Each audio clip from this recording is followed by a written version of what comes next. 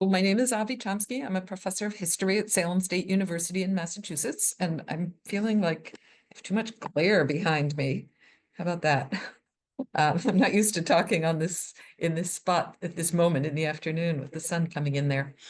Um, and so my PhD is in Latin American history, and a lot of my work since completing my PhD my PhD focused on dissertation, focused on Central America, focused on a major US company in Central America, United Fruit Company, and in particular, a sort of a social labor history of United Fruit Company plantations, where I just trying to sort of get into the everyday world of migrant workers, mostly from the British West Indies, Afro-descended people from the British West Indies who migrated to Central America to work on the plantations. Then I taught for 7 years up at Bates College in Maine, and then I came to Salem State. I got my PhD at Berkeley, so I lived out there for many years in California.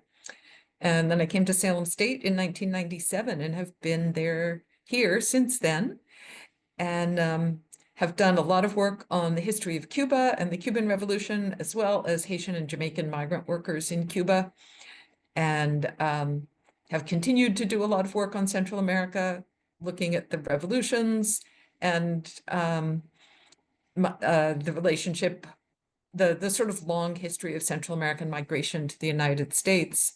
So I've written a couple of books on immigration, one called They Take Our Jobs and 20 Other Myths about Immigrants, and the second one called Undocumented, How Immigration Became Illegal.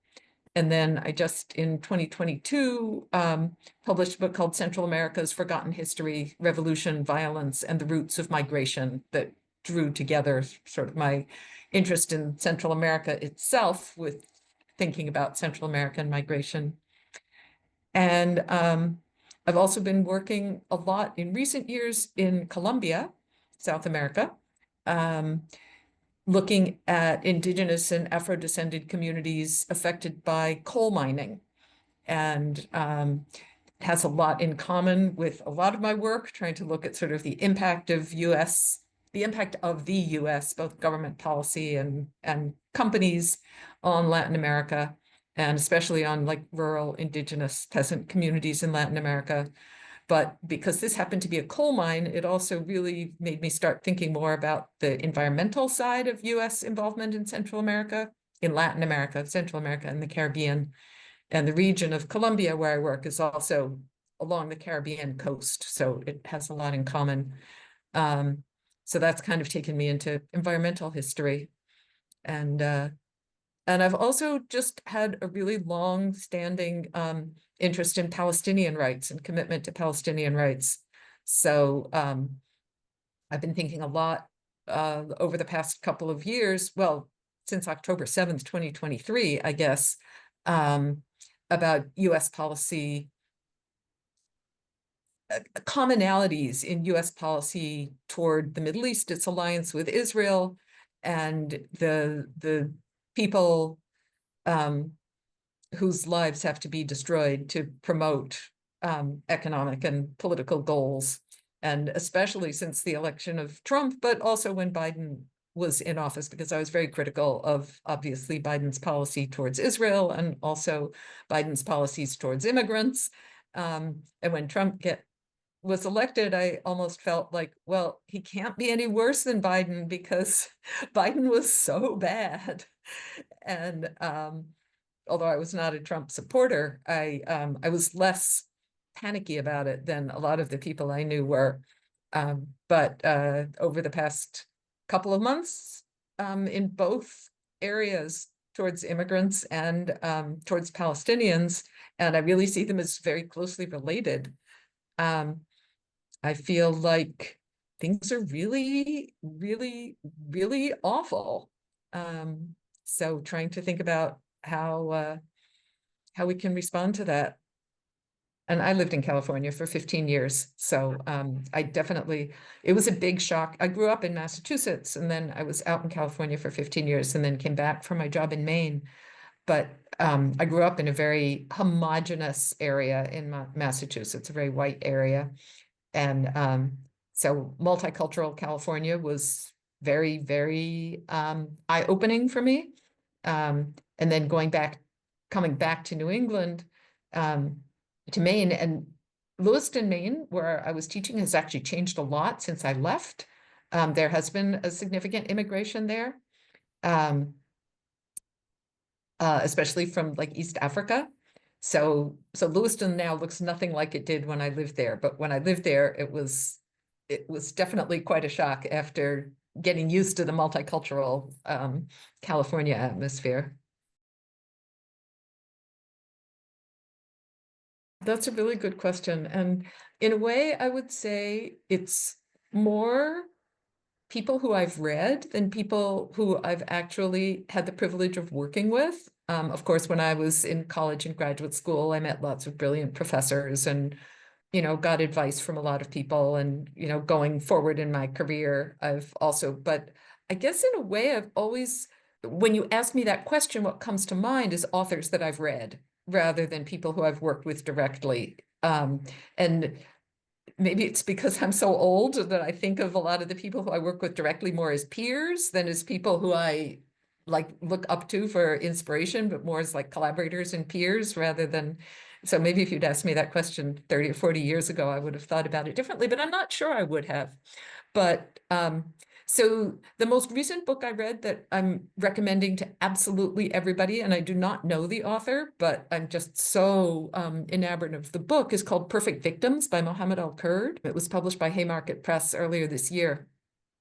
And the great thing about Haymarket is if you buy the book, the paperback, it's not expensive, but you get the ebook instantly. You get access to the ebook automatically when you purchase the book, so you can start reading it even before you get it. But even though I prefer reading an actual book when I can. So the title is Perfect Victims, and the book is about how the Western narrative about Palestinians requires Palestinians to be what he calls perfect victims. So Palestinians can be one of two things in the Western narrative. They can be helpless, injured, children, like humanitarian catastrophes, so that you have this sort of sympathetic but kind of paternalistic view, like, oh, poor Palestinians, they're suffering so much. Or they're constructed as dangerous terrorists. Especially if you're a Palestinian boy or man, and he's a young man, he's like 23 years old, the author, but talks about growing up in East Jerusalem and his interactions with solidarity groups and people from the US and Europe who want to sort of support Palestinians, how you learn to construct yourself as the perfect victim, the innocent, so that you won't be, especially if you're a boy, seen as a dangerous terrorist. And I just found his way of explaining that so compelling, and how it distorts, how it prevents our ability as people in the West from understanding Palestinian resistance, because we're so obligated to always condemn anything that Palestinians do that doesn't fall into the perfect victim narrative. So I really, really enjoyed that book. And the book that I'm just almost finished with, and now I'm blanking on the author's name, it's called Sugar in the Blood. Andrea Stuart. Fortunately, I had the book right behind me, Sugar in the Blood.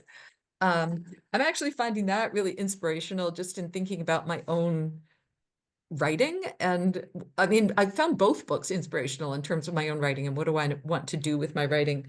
But Mohammad El-Kurd's book is very small and short. This book, Sugar in the Blood, is huge, but she tries to tell the whole history of the island of Barbados by tracing back her ancestors' story. And just really, she goes all the way back to the 1600s with the first British immigrant to Barbados.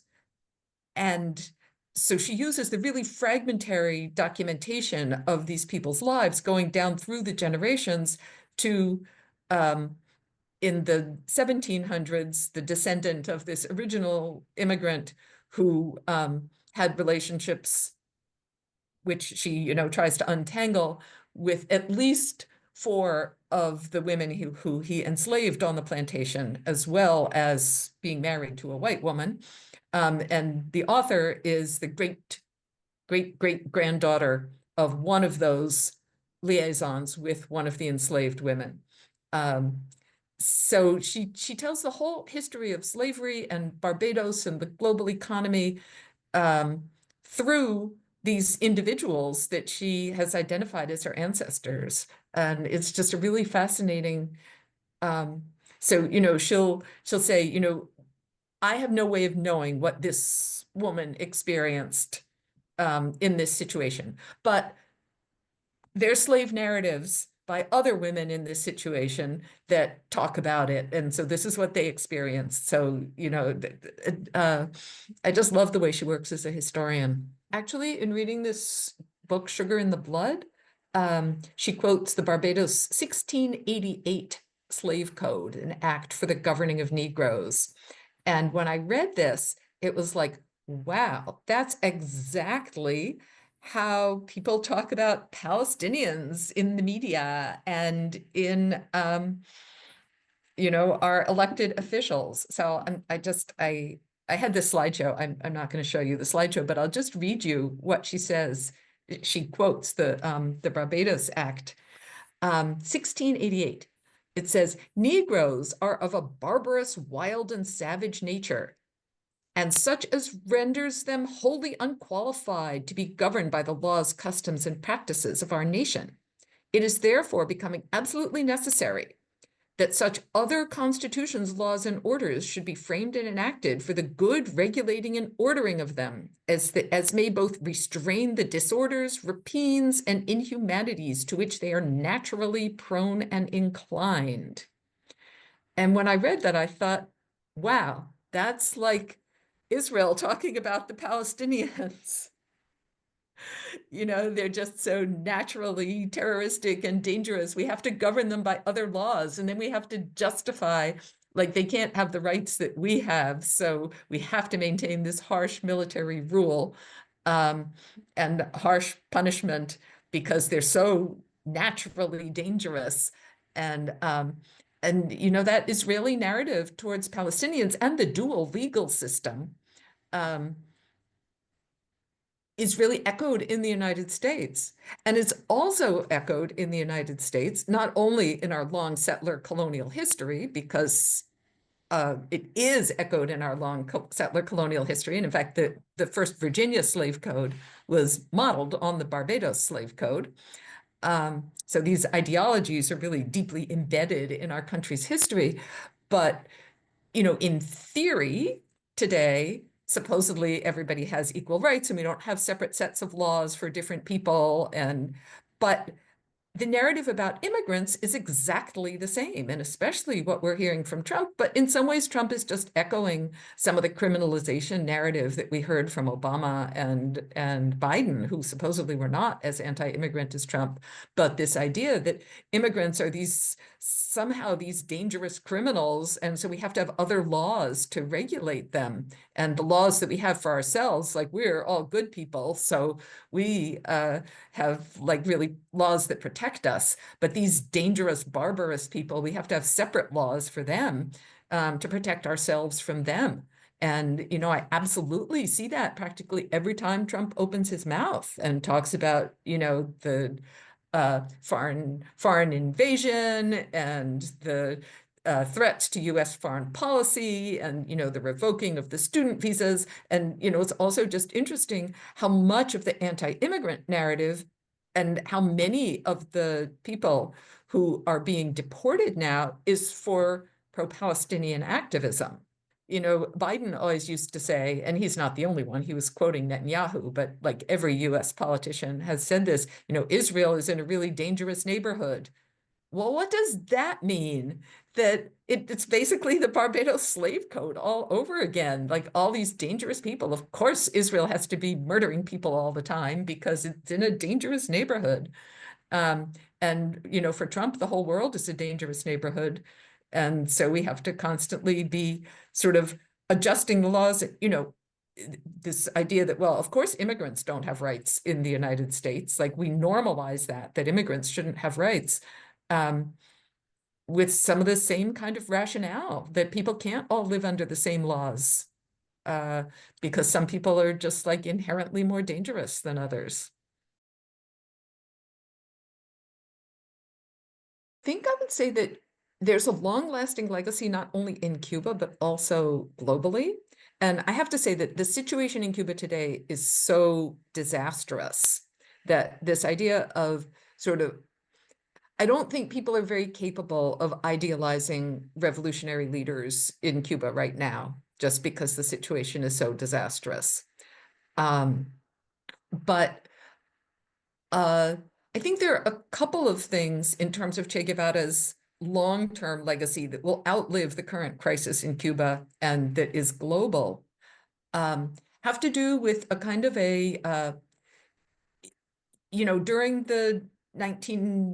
during much of the 20th century, socialism was associated with the Soviet Union, and then later in the second half of the 20th century, also with China, and with the construction of really big authoritarian, corrupt bureaucracies with horrific human rights violations and famines, humanly caused famines. And of course, these are not the first or the only humanly caused famines in world history. There have been many caused by capitalism, but it's hard to idealize socialism or communism when you see it causing famines and repression. And the Cuban Revolution as a whole, but I think globally, in a lot of ways, Che Guevara came to symbolize the Cuban Revolution for many people in Africa, elsewhere in Latin America, Asia. He really led the internationalist branch of the Cuban revolutionary policy, the idea of the tricontinental alliance of formerly colonized people and colonies struggling for liberation in Africa, in Latin America, in Asia, and to be this sort of alternative path and alternative voice in the world to unite for their liberation in a critique of all of the horrors caused by capitalism, but with a kind of a new vision of socialism. So like one of his legacies is this idea of the tricontinental and the internationalism and international solidarity. And Cuba as this, tiny little nothing country playing such a huge role in liberation struggles around the world. So for colonized people, that's really powerful. Another is the concept of the new man, el hombre nuevo, the idea that capitalism fosters greed, and a lot of things that people will say, oh, well, that's just human nature, are actually the result of capitalism, not of human nature. And that socialism is not just about creating a different economic system or, finding ways to industrialize. Poor countries can industrialize, but it's about creating a new man, a new humanity that is inspired not by greed and self-promotion, but by being part of creating a just society. And I think that idea of the new man was also really inspirational, both in Cuba and around the world. And then growing out of both of those, the idea that poor countries, colonized countries, can from the bottom up mobilize the population to create something totally new. And that socialism is not just about top-down bureaucracies. Socialism is about building a new society from the bottom up. So I think in all of those ways, the global and lasting impact of Che Guevara is something that is not going to disappear. And there's a hospital in Cuba, the 24th of October hospital in Havana, that has a big, Che was a medical doctor, and it has a big billboard up on top of the hospital. And I had one of my students take a photo of it and put a photo in I've written 2 books one is like an anthology called The Cuba Reader, History, Culture, Politics. It's a really giant book of mostly primary sources. And one is a much shorter little text called History of the Cuban Revolution. But I think I have this photo in both of the books. But it has a quote from Che Guevara, and he says, "A single human life is worth more, millions of times more, than all of the properties of the richest man on the planet." And, that kind of stirring phrase, that critique of capitalism, and that idea that humans do not have to, that humans can be something more expansive and more liberated than what capitalism offers us, I think is really powerful to a lot of people. So yeah, this is the code that when I read it, I was just thinking about how incredibly relevant it is for today. But there's two aspects of it that I feel are so relevant. And one is the construction of what they call Negroes as fundamentally, inherently different from white people. And this is just the beginning of turning it into being about race, which I think is one of the things that you were referring to. But whether Europeans are defining themselves as Christians, whether they're defining themselves as Europeans or British, or whether they're coming to see themselves as something that's called a race, racially white, they're constructing the people that they colonize, whether they think of them as Africans, whether they think of them as pagans, whether they think of them as racially Black. And again, this is kind of an evolution, but constructing them as fundamentally different types of humanity, if they are even worthy of the term humanity. They are of a barbarous, wild, and savage nature. And then at the end, they are naturally prone and inclined to disorders, rapines, and inhumanities. So this is like the rationale behind the slave code, and it's the rationale, I would say, behind Israel's invasion of Gaza, it's the rationalization of almost every colonial project, including these anachronistic colonial projects like Israel's late 20th century colonial project of taking Palestinian land and eliminating the Palestinian population from the state that it's trying to form, and of colonialism's children, offspring, which I really see in not only in our policies towards formerly colonized countries. That is, you could see, you hear this idea in almost every third world country that the United States has gone to war with. Like, they talk that way about Iraqis, they talk that way about Afghanis, they talk that way about Vietnamese, they talk that way about Central Americans, and they talk that way about immigrants. So sort of constructing the colonizer as this embattled bastion of civilization that has to protect itself from all these barbarous, wild, and savage people who it excludes from its idea of what's civilized. So that's one part of it. The other part of it that I think is really important for understanding today's world, and that still informs us, both thinking about Israel and the Palestinians and thinking about the United States and its various manifestations of empire and its treatment of immigrants, is that once they have defined these people as savage, barbarous, and wild, then they're unqualified to be governed by the laws of our nation. And we have to, for the good regulating and ordering of them, create other constitutions, laws, and orders as in order to restrain them because they're so naturally violent. And I see this in Israel's long-standing, at least going back 100 years, policies towards Palestinians. and in their current legal structures where they need different laws to rule Palestinians than the laws they have to rule Jewish populations. And that's justified by this idea that the Palestinians are so dangerous that we couldn't possibly govern them by the same laws we have for ourselves. And I see it in both US foreign policy, that is, we constantly have to go and invade other countries so that we can regulate and order them because they're so dangerous and they may be threatening us if we don't invade them and control them.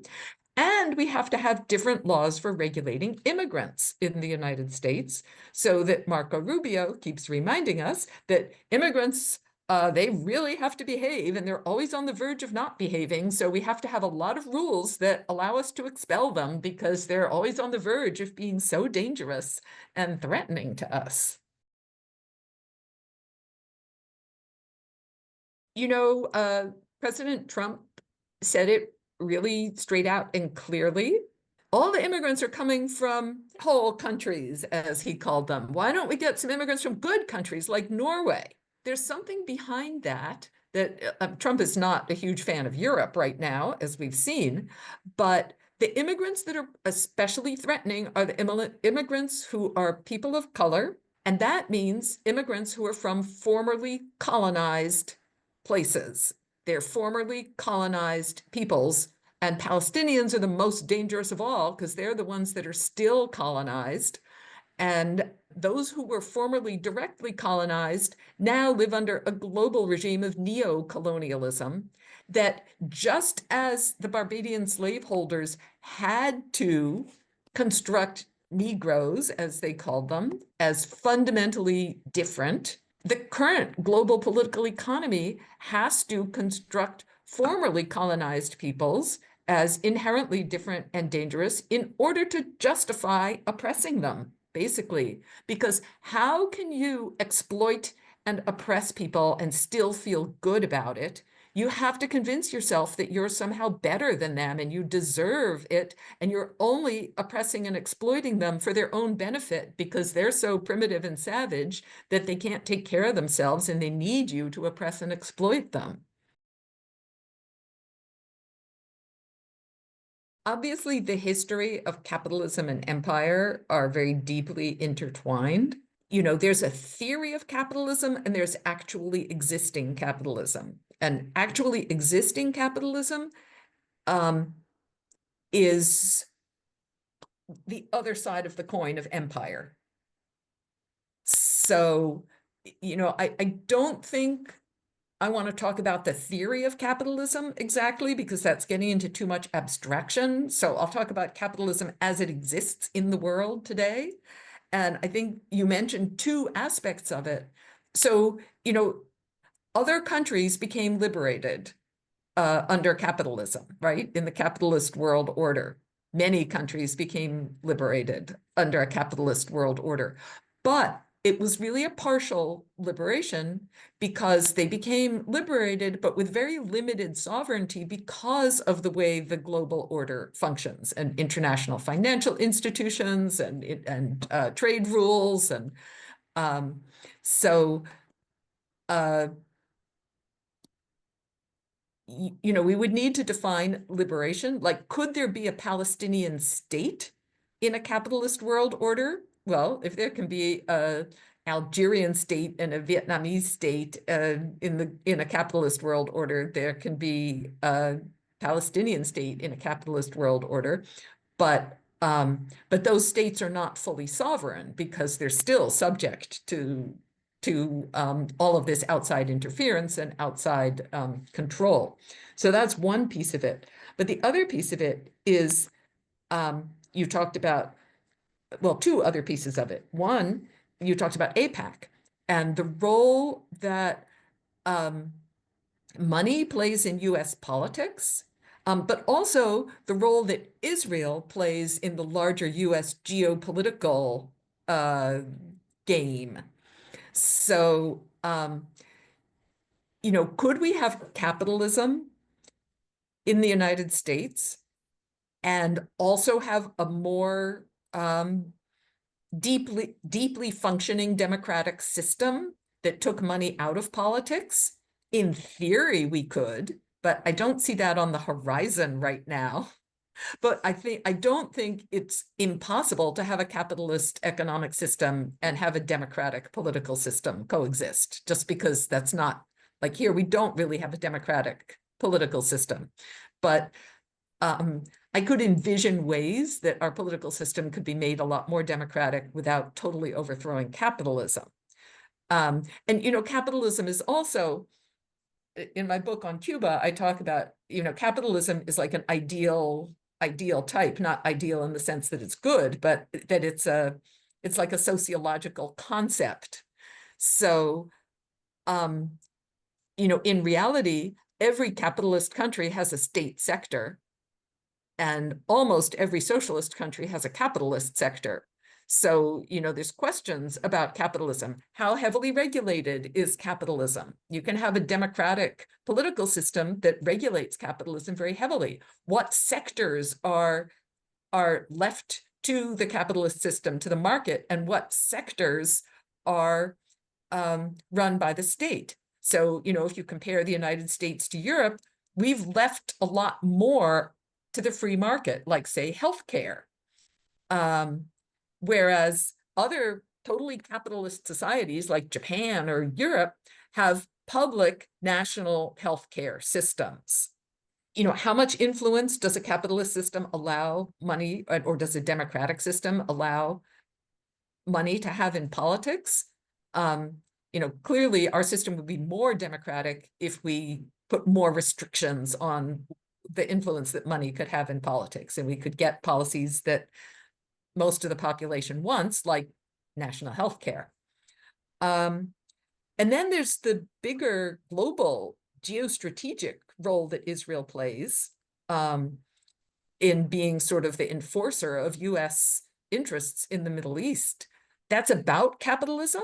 But again, there are capitalist countries like, South Korea, that don't have that particular reliance on Israel and that particular imperial drive to dominate the world that the United States has. In a way, I think it's too simple to say, well, of course, capitalism is the cause of everything that's bad, but could we have Palestinian liberation in a world where there's capitalism? I don't think that necessarily have to be impossible. It just is impossible right now. But I also just want to say, just going back to the question of capitalism and socialism, that really one sector of the US economy that functions much more like socialism is the military. Every country makes a decision about what's really important. And if the country decides that healthcare is really important, then it can't be left to the market. It has to be run by the public sector if it's really important. And in the United States, and I mean, every country runs its own military. Well, there's some cases where militaries have been privatized, but in general, most countries run their own militaries. But I think the United States, has clearly made a decision that making the military work well is really important. And that means we need to do it in a socialist way. And we have to give benefits to people who are in the military. We need to give healthcare to people who are in the military. The United States does for the military what socialist countries do for everybody. But the United States has also made it so, whereas, Japan made the decision that healthcare is really important and we're going to make sure it works for everybody. The United States did not make that decision about healthcare. In terms of the perspective of immigrants, in my class, we were talking about politics a little bit at the end of the day, and one student said, I just hate the Democrats and I hate the Republicans, and, a pox on both their houses. And then a student who was an immigrant came to talk to me after class, and he said, I was just so upset when he said that, because I'm an immigrant and I'm here with a green card. And under Biden, I was not afraid of getting deported. And now I am afraid of getting deported every time I go out of the house, because I never knew that my green card could be revoked. And now I just live with this feeling like I could be deported at any moment. So I think almost all immigrants, even those with green cards, are feeling really frightened and nervous. And, you know, it was just, I'm in Massachusetts. It was just in our local paper this morning that 24 Massachusetts students had their visas revoked yesterday, and the government doesn't give any reason. They don't have to give a reason. They just revoke the visas. So this sort of arbitrary feeling like nobody knows what's going to happen to them. And, you know, everybody, I don't know if you guys watched this, but here, everybody watched the video of the Tufts student whose visa was revoked and who was like basically kidnapped on the street by these masked plainclothes agents who just like came up to her and grabbed her and threw her in the van. And like she didn't know if she was being kidnapped or who was taking her or where they were taking her. And you know, Tufts University is like 3 towns away from where I teach. That I think there's a lot of just fear, like things people took for granted, like, oh, if I'm here on a student visa, and, you know, in her case, they've sort of given a reason, and they said it was because of this op-ed that she wrote in the student newspaper.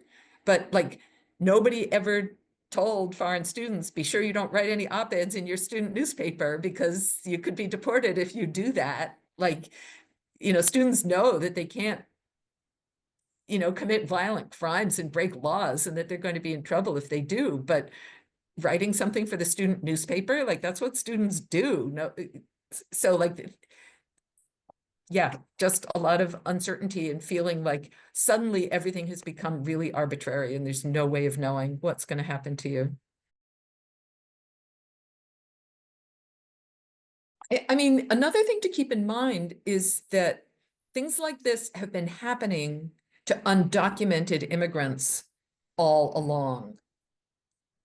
So this feeling like life is really arbitrary and you could be arrested and thrown into a detention center and not have access to your family and not have access to a lawyer.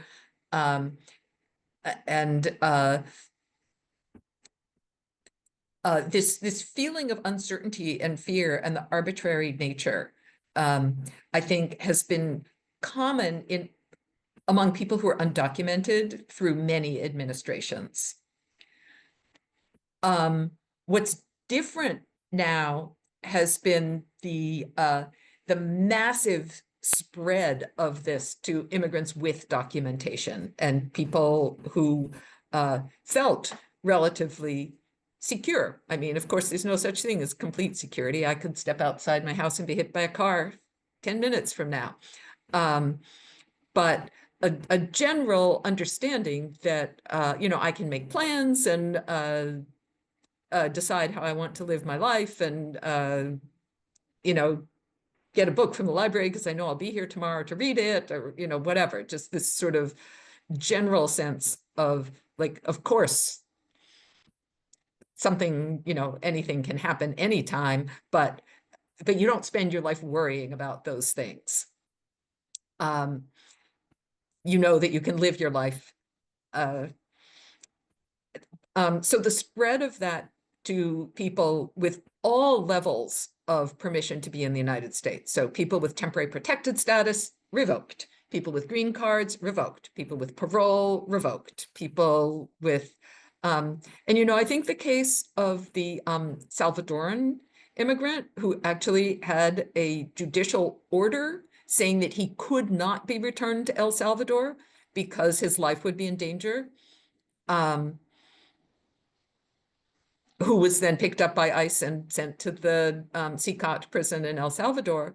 You know, hundreds of people, most of them are Venezuelan. We don't know their names. Nobody knows their names. None of them have been able to have any contact with the outside world since they were picked up by ICE and sent to one of the world's most notorious prisons in El Salvador. And we've just seen a few photographs of them, you know, with their heads shaved and handcuffed and you know, there's been no press allowed. Nobody has any idea what's happening to them. You know, I think people have particularly been following the case of, and almost all of them had legal status, Venezuelans who were picked up. legal status that was revoked. But in this case, the person's legal status was not revoked, in fact, could not be revoked because it wasn't a temporary status, it was a permanent status based on that his life would be in danger if he was sent home. So the judge ruled that he could not be sent back to El Salvador. And now there's been several court rulings that his family has demanded that he be brought back to the United States. And the court ruled that he had to be brought back by midnight last night, and or was it 5 p.m. yesterday? And Trump appealed it all the way up to the Supreme Court, and the Supreme Court said, well, we need more time to think about it. Okay, but in that time that they're taking to think about it, he remains, I mean, we don't even know if he's alive, but if he is alive, he remains in prison in El Salvador. So this is the what can we do slide, the last slide. Don't do the administration's job for it.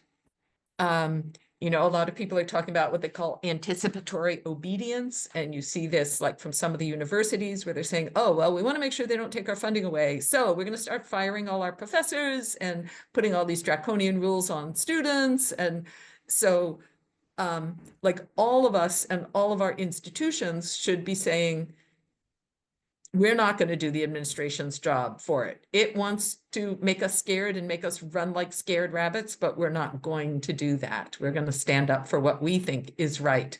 And if just one person or one institution alone is trying to do that, it's hard, but the institutions and people need to join together and say, no, we're not going to go along with this. Educate yourself about whatever issue it is that you most care about. You know, no one person can do everything, but find something to get involved in. And the very first step for getting involved in anything is educating yourself about it. Pressure elected representatives, pressure institutions, workplaces, schools, religious institutions to take a stand. Pressure towns, cities, states, because there's a lot that can be done on the local level and at the state level. You know, California is saying they're going to enforce environmental regulations, even if the federal government says no. Collaborate with immigrant rights organizations. Everywhere that there are immigrants, there are immigrant rights organizations. There's that work on so many different kinds of issues. There's a lot of legal work going on. Fighting for legislation to protect immigrants at the state level and at the local level, working with worker centers that are working for workers' rights, collaborate with immigrant aid organizations to be connected with immigrant communities and support them. There's places that give English classes. You can work as a tutor. You can help with translation, people who need shelter, people who need food, collaborate with legal aid organizations. All of the lawyers and law firms that do immigrant law are just overwhelmed right now. And they all need the help of paralegals to help them with some of the technical stuff that they have to do. And you can be trained as a paralegal in a few hours. So, and then I say, do everything all at once forever. That is, these problems that we're facing are not going to go away quickly. So you have to be ready to get into this for the long haul. And I just put 2 books here. One is called The Revolution Will Not Be Litigated, and the other is The Revolution Will Not Be Funded. And The Revolution Will Not Be Litigated talks about how important it is to try to use the law and create better laws, but also points out that, and what we're seeing happening, the law is a really slow and protracted and complex system. And there's always an out under the law if you have enough money, as we're seeing, and power, as we're seeing with the Trump administration, that we need to litigate, but we need to see that as part of something bigger, that litigation is important as part of a bigger movement that has other aspects too. So don't just sit back and say, oh, well, the lawyers will take care of it. The same thing with The Revolution Will Not Be Funded. That is, nonprofits play a really important role in trying to bring about social change, but they also have really important limitations, which is they have to do what their funders want them to do, which means the funders are the people who have the money. Again, nonprofits, I think, are a really important part of the process of bringing about change, but we can't just sit back and say, oh, well, there's an organization doing that, so we don't have to worry about it. Well, So thank that's you. my inspirational ending.